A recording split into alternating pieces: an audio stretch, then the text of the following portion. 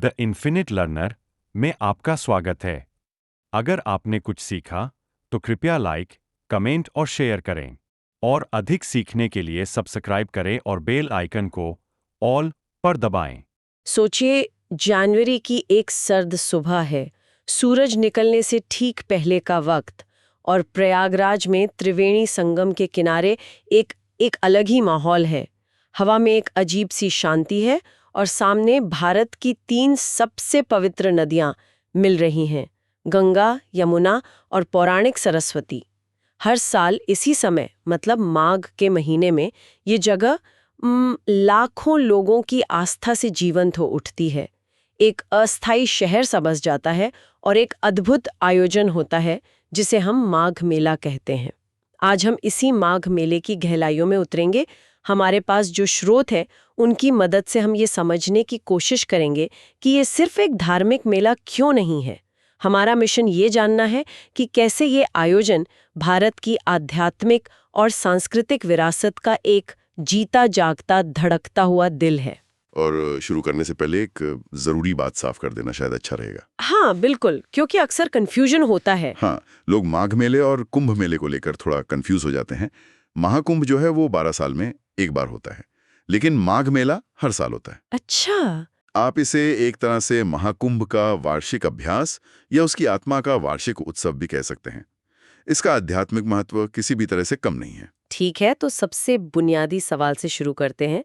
लाखों लोग कड़ाके की ठंड में भोर से पहले उस बर्फीले पानी में डुबकी लगाने क्यों आते हैं? मतलब इसके पीछे की वजह क्या है? इसका जवाब एक शब्द में है, मोक्ष।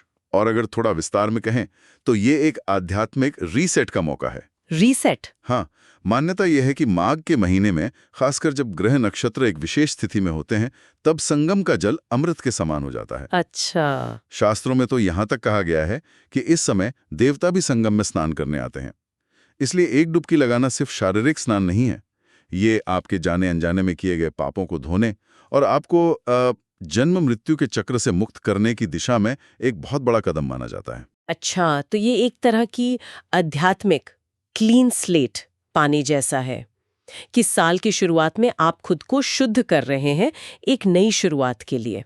बिल्कुल सही, आपने सही शब्द पकड़ा। ये सिर्फ शारीरिक शुद्धि नहीं, बल्कि मानसिक और आत्मिक शुद्धि का एक शक्तिशाली प्रतीक है। और यहाँ एक और दिलचस्प बात है। हमारे स्रोत बताते हैं कि ये सिर्फ एक पारंपरिक विश्वास नहीं है, ये एक लौकिक कैलेंडर से भी जुड़ा हुआ है।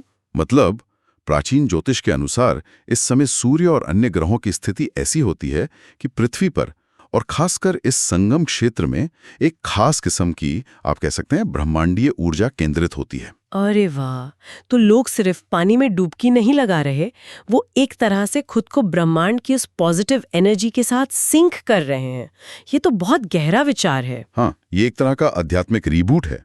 जैसे हम अपने कंप्यूटर को रीस्टार्ट करते हैं ताकि वो बेहतर तरीके से काम करे, वैसे ही ये डुबकी आत्मा को रिचार्ज और रियलाइन करने का एक तरीका है। मैं बस उस माहौल की कल्पना करने की कोशिश कर रही हूँ। लाखों लोग चुपचाप प्रार्थना कर रहे हैं, अंधेरा है, ठंड है, और फिर मैंने सुना है हजारों दिए पानी पर तैराए जाते हैं। हाँ, उसे दीपदान कहते हैं। ये एक अविश्वसनीय दृश्य होता है। ये सूर्यदेव और नदी को धन्यवाद देने का एक तरीका है। जब वो हजारों टिमटिमाते दिए सुबह के धुंधलेके में धीरे धीरे बहते हैं तो ऐसा लगता है जैसे आकाश के तारे नदी में उतर आए हों। वाह! उस पल में व्यक्ति अपनी छोटी मोटी चिंताओं को भूलकर उस विशाल ब्रह्मांडीय नाटक का हिस्सा महसूस करता है। एक डुबकी लगाकर वापस आ जाना एक बात है, लेकिन मैंने सुना है कि कुछ लोग तो पूरे महीने वहीं रुक जाते हैं। ये कल्पवास क्या चीज है?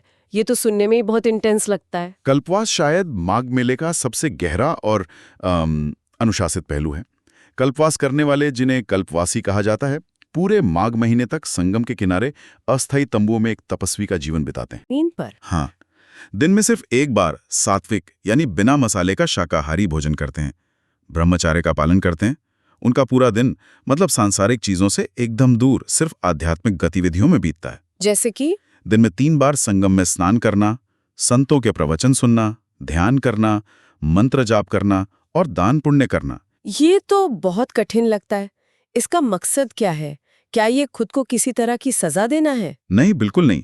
ये देखने में जितना कठोर लगता है, इसका उद्देश्य सजा देना नहीं, बल्कि इंद्रियों पर नियंत्रण पाना है। अच्छा। आप मनोवैज्ञानिक स्तर पर सोचिए, जब आप अपनी रोजमर्रा की सुख सुविधाएं, अपना आरामदायक बिस्तर, अपना पसंदीदा खाना, मनोरंजन सब कुछ छोड़ देते हैं, तो आपका दिमाग भारी चीजों से हटकर अंदर की ओर मुड़ जाता है। ये 1 महीने का फोर्स्ड इंट्रोस्पेक्शन है, एक तरह का आध्यात्मिक डिटॉक्स। अरे वाह, ये तो बहुत अच्छी तुलना है। जैसे आज के जमाने में लोग डिजिटल डिटॉक्स के लिए पहाड़ों पर जाते हैं, ये उसका एक बहुत ही गहरा और पुराना संस्करण है। आपने बहुत अच्छी तुलना की है। ये वास्तव में आत्मा का डिटॉक्स है। इस प्रक्रिया के माध्यम से व्यक्ति अपनी इच्छाओं, अपने क्रोध, अपने अहंकार को नियंत्रित करना सीखता है।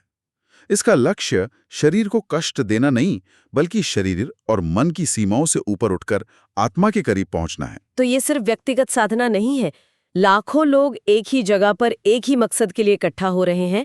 मैंने सुना है कि वहां एक पूरा शहर बस जाता है, जिसे टेंट सिटी कहते हैं। ये एक सांस्कृतिक संगम कैसे बन जाता है? हाँ, ये सिर्फ व्यक्तिगत तपस्या का केंद्र नहीं है, ये आध्यात्मिकता और संस्कृति का एक विशाल जीवंत महासागर बन जाता है। महासागर। आप कल्पना कीजिए, मीलों तक फैले रेत पर हजारों तंबू लगे हैं। अलग अलग संप्रदायों के संतों और गुरुओं के शिविर हैं, जिन्हें अखाड़ा कहते हैं। इन शिविरों में दिन रात सत्संग, धार्मिक वाद विवाद, रामायण और महाभारत की कथाएं और गहरे दार्शनिक विषयों पर चर्चाएं चलती रहती हैं। 1 महीने तक चलने वाला दुनिया का सबसे बड़ा ओपन एयर स्पिरिचुअल यूनिवर्सिटी। बिल्कुल, आपने सही कहा। आपने अखाड़ों का जिक्र किया, और खास तौर पर नागा साधुओं का। उनके बारे में कई तरह की धारणाएं हैं, लोग उन्हें रहस्यमयी मानते हैं। उनकी क्या भूमिका होती है? बिल्कुल, एक आम धारणा है कि नागा साधु समाज से पूरी तरह कटे हुए सिर्फ एकांत में रहने वाले तपस्वी हैं, लेकिन माघ मेले और कुंभ में उनकी एक बहुत महत्वपूर्ण और ऐतिहासिक भूमिका होती है, धर्म के रक्षक की। धर्म के रक्षक? हाँ, ऐतिहासिक रूप से जब भारत पर बाहरी आक्रमण हो रहे थे, तब इन साधुओं के अखाड़े ही इन धार्मिक जमावड़ों की रक्षा करते थे। वे सिर्फ तपस्वी नहीं, बल्कि योद्धा भी थे। अच्छा, ये तो मुझे नहीं पता था। तो उनका जो उग्र और वो निर्वस्त्र रूप दिखता है, उसका इससे कोई संबंध है? नहीं, वो उनके त्याग और दुनिया से पूरी तरह विरक्त होने का प्रतीक है, कि वे प्रकृति के सबसे करीब हैं और किसी भी भौतिक वस्तु पर निर्भर नहीं है। लेकिन उनका जो उग्र रूप है, वो उनकी उस ऐतिहासिक जिम्मेदारी का भी प्रतीक है। आज भी मेले में जब शाही स्नान होता है, तो सबसे पहले स्नान करने का अधिकार इन्हीं अखाड़ों को दिया जाता है, उनके त्याग और धर्म की रक्षा में उनके योगदान के सम्मान में। ये तो वाकई अद्भुत है। एक तरफ गहरे ध्यान में लीन साधु हैं और दूसरी तरफ आम गृहस्थ परिवार भी हैं। हाँ, और यही इसकी खूबसूरती है। आपको एक तरफ गहरे दार्शनिक वाद विवाद सुनने को मिलेंगे, तो दूसरी तरफ कोई लोक कलाकार भक्ति गीत गा रहा होगा, कहीं रासलीला हो रही होगी, तो कहीं भंडारे में हजारों लोगों को खाना खिलाया जा रहा होगा। तो एक पूरा कल्चरल फेस्टिवल भी है। बिल्कुल, ये ग्रामीण भारतीय जीवन, उसकी कला, संगीत और आस्था की एक जीवंत झांकी है। ये सब सुनकर लगता है कि ये कोई नई परंपरा तो हो ही नहीं सकती। इसकी जड़ें कितनी गहरी हैं?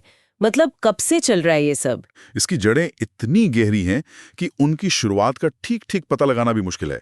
हमारे स्रोत बताते हैं कि इसका उल्लेख वेदों के बाद लिखे गए ग्रंथों जैसे पुराणों और महाभारत में भी मिलता है। महाभारत में भी? हाँ, महाभारत में एक प्रसंग है जहां ऋषि धौम्य युधिष्ठिर को प्रयाग में माघ स्नान के महत्व के बारे में बताते हैं। तो हम कम से कम कुछ 1000 साल पुरानी परंपरा की बात कर रहे हैं। क्या इसका कोई ऐतिहासिक सबूत भी है ग्रंथों के अलावा? हाँ, और बहुत ठोस सबूत है। 7वीं शताब्दी में भारत आए प्रसिद्ध चीनी यात्री हुएनसोंग ने अपने यात्रा वृत्तांतों में प्रयागराज में होने वाली इन भव्य धार्मिक सभाओं का बहुत विस्तार से वर्णन किया है। अच्छा, उन्होंने क्या लिखा है? उन्होंने लिखा है कि उस समय के राजा हर्षवर्धन हर 5 साल में यहाँ एक विशाल सभा का आयोजन करते थे और अपना 5 साल में इकट्ठा किया हुआ पूरा खजाना, यहाँ तक कि अपने पहने हुए वस्त्र और आभूषण भी साधुओं और गरीबों में दान कर देते थे। क्या? अपने कपड़े भी? सब कुछ? हाँ, सब कुछ। ये दान और त्याग की महिमा को दर्शाता है। वेनसांग का ये वर्णन हमें बताता है कि ये सिर्फ आम लोगों का मेला नहीं था, बल्कि इसे राजकीय संरक्षण भी प्राप्त था, और ये उस समय भी एक बहुत बड़ा आयोजन था। हजारों सालों की ये निरंतरता, ये अपने आप में एक बहुत बड़ी बात है। समय के साथ इतना कुछ बदल गया, साम्राज्य आए और गए, लेकिन ये मेला चलता रहा। और यही इसका सबसे महत्वपूर्ण पहलू है। आज आधुनिक व्यवस्थाएं हैं, प्रशासन है, बेहतर सुविधाएं हैं, लेकिन भक्ति, सादगी और आस्था का जो मूल सार है वो आज भी वैसा ही है जैसा सदियों पहले था। तो इसका क्या मतलब है? इसका मतलब यह है कि ये आयोजन सिर्फ एक परंपरा नहीं है, बल्कि ये एक बहती हुई नदी की तरह है जो अतीत के ज्ञान, विश्वास और आध्यात्मिकता को वर्तमान पीढ़ी तक लगातार पहुंचा रही है।